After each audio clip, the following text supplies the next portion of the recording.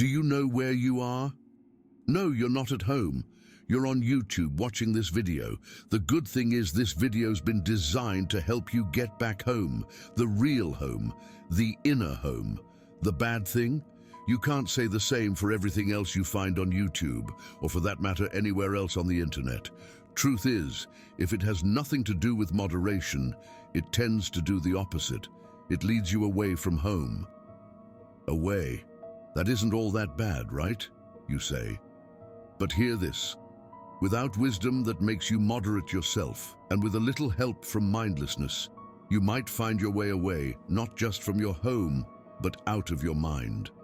And if you're truly unlucky, you might just find your way straight to brain rot. But it doesn't have to be that way. Instead of mindlessness, you can try mindfulness, and stoic mindfulness at that. Why specifically Stoicism? Because it is the only message that remains ungarbled, pure and true to our reality. A message preserved for resilient individuals, because those without resilience tend to stay away from it. They deem it useless because it's difficult to practice. But you are not them. You are resilient, and not just that, you're mindful of your purpose, your values, and your place in the world.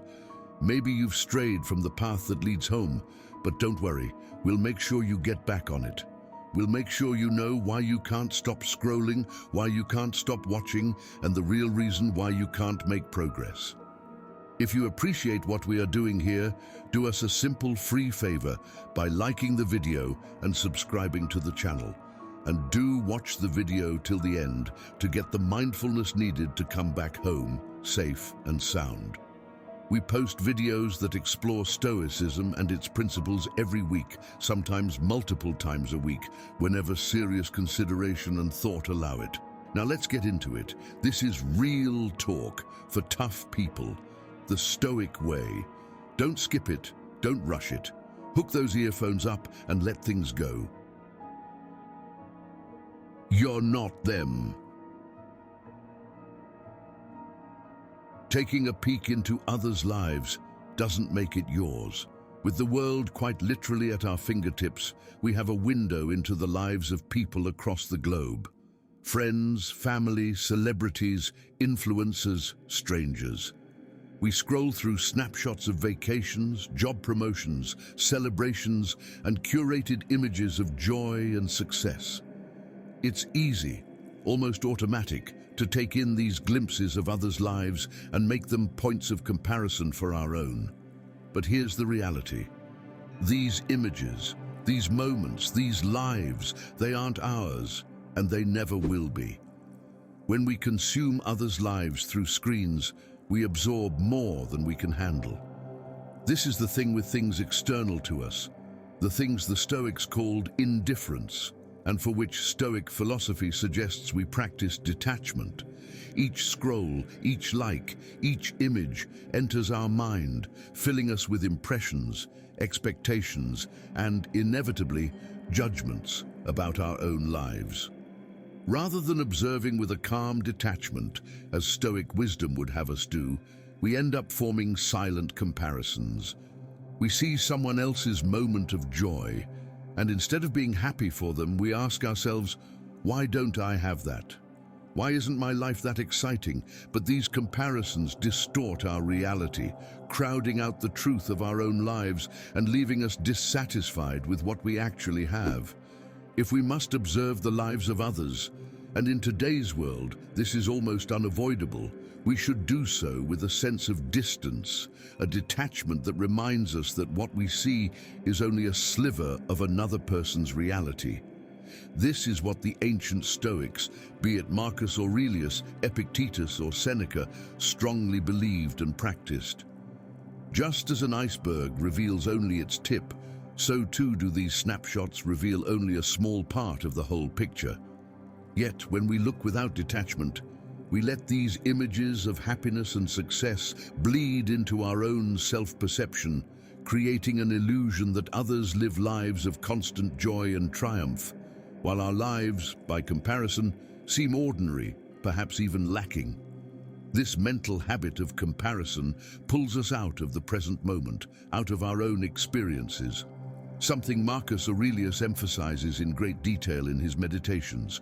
We stop seeing the good in our own lives, and instead we view them through a lens of insufficiency.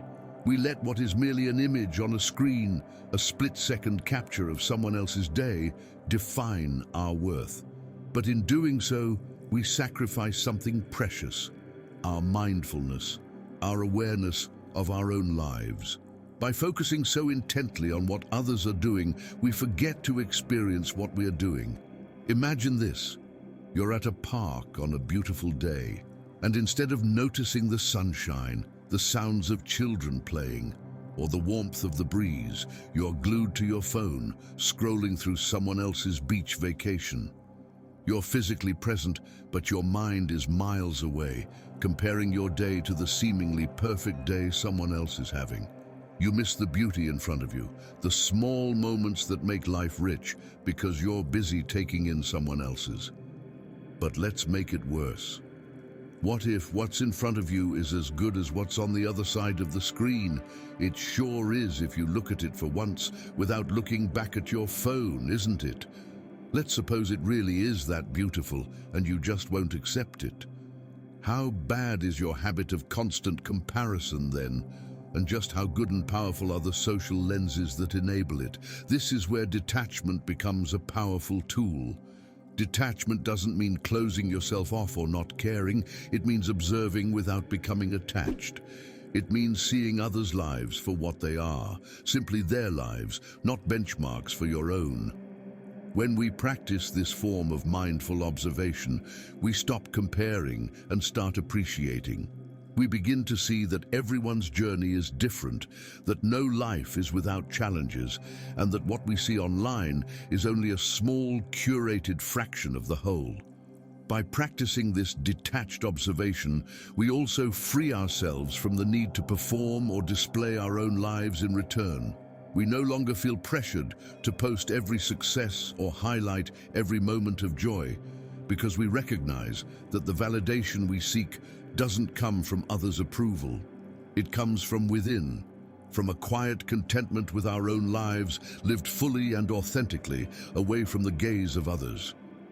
It's easy to lose sight of this in a world of endless scrolling and digital voyeurism, but taking a peek into others' lives doesn't make them yours, and it doesn't make them real in the way that your own life is real. It's just a glimpse, a surface-level view that tells you little about the full scope of that person's experience. This is the mindfulness Stoicism champions. When we embrace this truth, we release ourselves from the burden of constant comparison, and we reclaim our focus, our appreciation, and our gratitude for what is truly ours. Remember, their joy, their success, their moment, it's theirs, not yours. Look with kindness, even with appreciation, but don't let it color your view of yourself. Practice mindfulness in your observations and stay grounded in the reality of your own experiences. The more you do this, the more you'll find that your own life, with all its uniqueness and beauty, is more than enough. You are everywhere. You're nowhere because you're everywhere. This paradox defines the modern experience, where technology has blurred the boundaries of time and space, and in doing so, has robbed us of the ability to truly be anywhere. In today's world, with a phone in hand, you can see the Eiffel Tower from your couch, chat with a friend continents away, or peer into the lives of people you'll never meet. In many ways, the world has shrunk, fitting neatly into our pockets. But this illusion of connectedness is a double-edged sword. Consider what it means to always be everywhere, yet never present. It's like standing in the middle of a crowded city square, surrounded by the hum of conversations and bustling activity, yet feeling completely alone, meaningless, as Seneca, who placed great emphasis on always being there for oneself in his Letters from a Stoic, would say it. This is the effect of our technology-driven reality. With the constant pull of notifications, messages, and endless scrolling, you move from place to place, screen to screen, interaction to interaction, but you're unable to fully experience any of it. Moments slip through our fingers as you chase after the next notification or scroll through yet another feed. This state of perpetual distraction reflects a deeper struggle, a profound dissatisfaction and disconnection from life itself. When you are constantly looking elsewhere, through a screen, through social media, through the curated windows into others' lives, you lose the ability to engage meaningfully with your own. You are conditioned to believe that the grass is always greener, that somewhere out there, happiness and fulfillment await. But what if this constant shifting of focus is the very thing keeping you from contentment? And yet, the worst of it isn't just that you're constantly distracted, always somewhere that isn't here. It's that you're addicted to the experience. Like any other addiction, this dependence on virtual presence and constant connectivity promises comfort, control, and approval. You feel in control because you can choose whom to talk to and where to go at any moment, but this control is an illusion. The technology you use, the endless notifications, the apps and platforms, these are designed to keep you hooked, to pull you into a cycle of distraction that never truly satisfies, and it never will. In this digital reality, distance has lost its meaning, and so has closeness. People are mere pixels on your phone, relationships, a series of messages, a filtered display of interactions rather than real human connections. You may visit a friend, but only by liking their latest post or commenting on their photo. You may travel to new places, but your experiences are filtered through the lens of what will look good online and what will get the most likes. People have become personas, places have become pictures. You're never with others because you're always in front of them, one step away from a genuine connection. This disconnection creates a sense of isolation, and yet, in your addiction, you reach for the very thing that perpetuates it: more connectivity, more virtual presence. You are drawn into a reality of someone else's making, a reality crafted by algorithms, designed to keep you scrolling, liking, and sharing.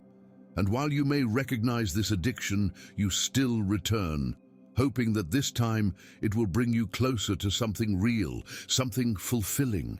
But the true danger lies deeper than addiction. It's in the subtle, almost invisible way this technology molds your perceptions and values. In the palm of your hand, you hold a tool that delivers constant stimulation, instant feedback, and endless choice. The true danger is that it always delivers.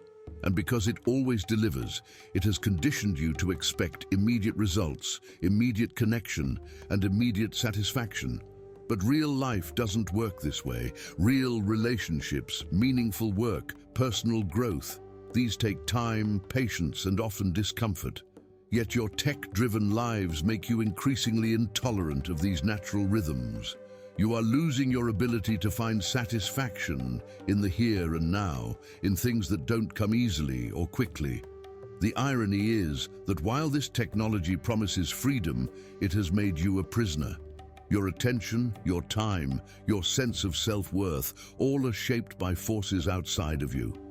When you're everywhere, when you're constantly plugged into an endless stream of virtual experiences, you lose sight of who you are in the real world. You become a stranger to yourself, detached from your own life. To reclaim your presence, you must learn to be intentional about your interactions, to turn off the notifications, to put down the phone, to let yourself be where you are, with the people who are actually around you. This means resisting the urge to capture every moment, to broadcast every experience, to share every thought. It means valuing quality of connection over quantity, focusing on the depth of a few relationships rather than the breadth of many. Ultimately, being everywhere is an illusion of fulfillment, but true connection, true presence, comes only from being somewhere, fully, deeply, with intention. To live a life that's yours and to have relationships that are real, You must resist the pull to be everywhere and instead learn to be here. You have brain rot. Brain rot, the mindless habit of scrolling, refreshing, and consuming information without end. It's a silent trap, insidious in its appeal and relentless in its grip, pulling you further and further from the things that truly matter. At first, it seems harmless. A few minutes here, a few swipes there, checking a post or catching up on a friend's story. But before long, those few minutes turn into hours, and that quick check turns into an endless cycle of scrolling. It's like reaching for junk food. It fills you up for a moment, but leaves you empty, unsatisfied, and craving more. Epictetus might ask, "You are handing over our freedom in exchange for what exactly? For fleeting distractions that have no real value, for updates and notifications that, if you're honest, barely register in your minds after you've seen them. Each time you reach for that phone, each time you give in to the impulse to check, to scroll, to refresh, you're trading away your time and your mental clarity for momentary, meaningless pleasures. This is the endless rotting of the brain, and it's more than just a waste of time. It's a surrender of your mental freedom. The issue with brain rot isn't just that it's mindless, it's that it's consuming.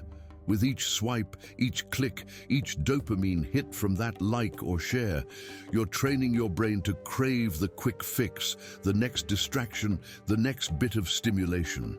Your attention, once a powerful tool for learning, growth, and creation, becomes fragmented, drawn in 1,000 directions but going nowhere. This constant stimulation leaves no room for deep thought, no space for self-reflection, and no capacity for sustained focus. In a very real sense, your mind is slowly dulling, losing the strength that comes from intentional, purposeful thought. Consider this. Every moment you spend on trivial distractions is a moment lost forever. And yet, you indulge in these habits thinking they're harmless, maybe even beneficial. A way to stay informed, to stay connected. But are you really more connected? Or are you just passively consuming, losing touch with yourself, your goals, your values? This is the real danger of brain rot. It creates an illusion of engagement, but in reality, it's an escape from engagement. It's a way to avoid the discomfort of silence, of sitting with your thoughts, of doing the hard work of self-reflection. And here's the worst part. You know it's not fulfilling.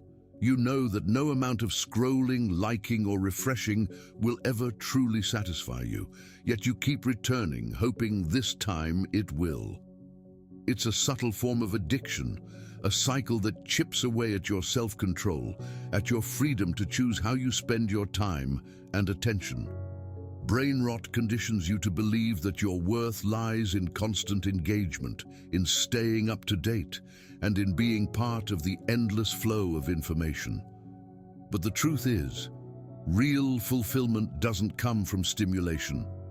It comes from stillness, from clarity, from a mind that is grounded and free. So how do you break free? How do you reclaim your mental space from this constant barrage of distractions? The first step is awareness. Recognize the hold these habits have on you. Notice the pull you feel every time you reach for your phone, every time you open a new tab or refresh your feed. Feel the impulse and resist it, even for a few seconds. This small act of resistance is a reclaiming of your freedom. It's a reminder that you are in control, not the device, not the app, not the endless stream of notifications. From there, begin to clear your mind. Each time you choose to step away from the screen, you're giving your mind a chance to reset, to regain its strength, to reconnect with what truly matters. Start small. Set specific times to check your phone or social media, then gradually reduce the frequency. When you feel the urge to distract yourself, pause and ask, what am I avoiding? What do I really need right now? Often, the answer is not more information or more stimulation, but more peace, more focus, more purpose. Each moment away from distractions is a step toward reclaiming your mental freedom. In that space, you begin to reflect on what truly brings you joy and meaning. You find that clarity returns, that thoughts flow more freely, and that your mind feels lighter and more alive. With each small act of resistance, you're strengthening your inner resolve, building the mental discipline that brain rot seeks to erode. Real freedom, as the Stoics teach us, is not in indulging every impulse, but in controlling them. When we clear away these empty habits, we open ourselves up to something richer, the ability to think clearly and deeply, to act purposefully, and to live fully. And as you strip away these distractions, you'll discover a profound truth, that a life lived with intention, with clarity, with focus, is infinitely more fulfilling than any fleeting moment of digital distraction. So, put down the phone, close the tab, step away from the endless refresh. Each moment you reclaim is a moment of freedom, a step toward a mind that is clear, strong, and unshakable. Let go of the brain rot and watch as your spirit, your purpose, and your inner strength return.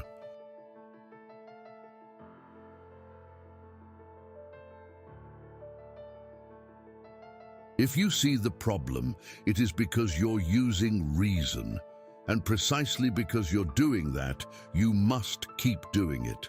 This is what the Stoics said, preached, and maintained. You don't compromise the freedom of your mind. You never compromise your reason. Never. If you like what we do, feel free to do more by liking and sharing the video. And if you haven't already, subscribe to the channel, to the community. How, you ask?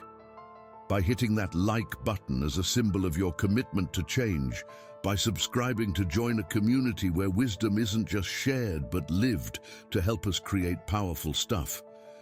And don't forget to hit the notification bell, the gentle chime of a Stoic philosopher, reminding you to return to this space of learning and growth. Each like, each subscription, each notification is a step towards a collective awakening. And if you feel that stirring in your heart, a resonance with the words of Marcus Aurelius, Seneca, or Epictetus, share this video. That will help us immensely in continuing to create unique and powerful stuff for the community. Everything changes when you truly hear what Stoicism has been telling us all along. Everything gets better. Your self-discipline, your self-control, your temperance, your cultivation of inner peace and resilience, your self-awareness, your equanimity. You practice forgiveness more often. You stop caring what others think. You start to live with a sense of calm, clarity, and purpose. Even the practice of Stoic principles of the dichotomy of control, negative visualization, memento mori, amor fati, and the view from above gets easier and, more importantly, effective.